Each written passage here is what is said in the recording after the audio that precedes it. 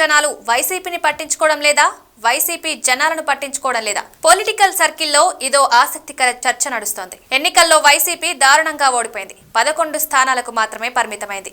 ప్రతిపక్ష హోదా కూడా దక్కలేదు. దీన్ని అవమానంగా భావిస్తున్నారు జగన్.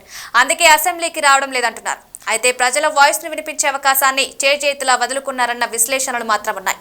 వైసీపీకి 40% ఓట్లున్నాయి. అంటే ఆ 40% నిలబెట్టుకోవాలి. మరికంత ఓటు బ్యాంకును తన వైపుకు తిప్పుకోవాలి. అంటే ప్రజల్లోకి బలంగా వెళ్ళాలి. అలా వెళ్తూనే శాసనసభకు హాజరు కావాలి.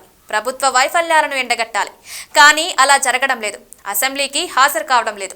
ప్రజా పోరాటాలు చేయడం లేదు. ఇది ముమ్మాటికి మైనస్ అవుతుందని విశ్లేషకులు అభిప్రాయపడుతున్నారు. 2014లో వైసీపీకి ఓటమెదురైంది.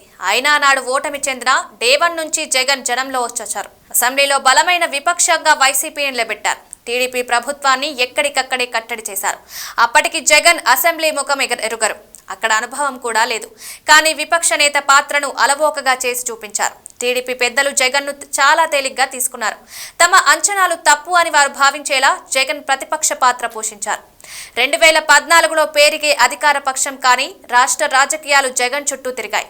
పదునైన వ్యూహాలతో పాటు అసెంబ్లీలో సైతం స్పష్టమైన ఆధిపత్యం ప్రదర్శించగలిగారు జగన్. నిరంతరం జనంలోనే ఉంటూ రాజకీయ వేడి పుట్టించేవారు. పార్టీలో కొత్త ఉత్సాహం నింపేవారు. అయితే జగన్ ఇప్పుడు నీరుగారిపోయారు.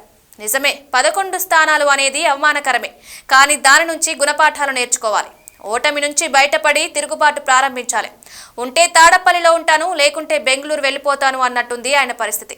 ఈ 7 నెలల కాలంలో జగన్ జనాల్లోకి వచ్చింది చాలా తక్కువ అని విశ్లేషకులు సైతం అభిప్రాయపడుతున్నారు. ఒక్క మాట నిజం, వైసీపీలో జగనే సర్వస్వం.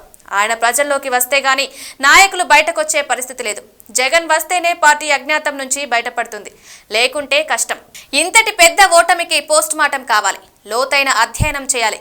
ఓటమికి కారణాలు తెలుసుకోవాలి. కేవలం వచ్చే ఎన్నికల్లో గెలుస్తామన్న ధీమా తప్ప లోతైన పోస్ట్ మార్టం జరగలేదు.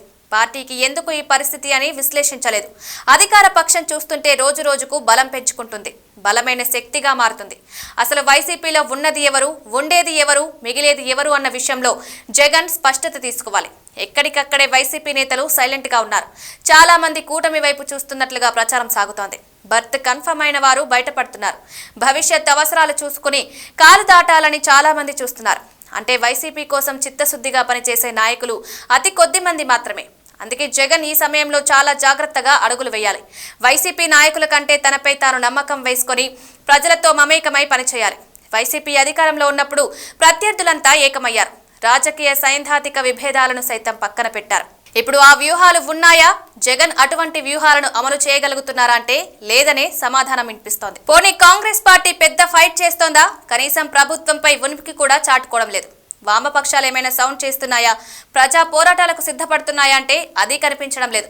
ఇటువంటి సమయంలో జగన్ ప్రజా పోరాటాల వైపు అడుగులు వేస్తే ప్రజల మైండ్ సెట్ గా మారే అవకాశం ఉంది. కూటమికి మళ్లీ ప్రత్యామ్నాయం వైసీపీ అని ఒక నిర్ధారణకు వచ్చే పరిస్థితి ఉంటుంది. ఇక తేల్చుకోవాల్సింది జగన్.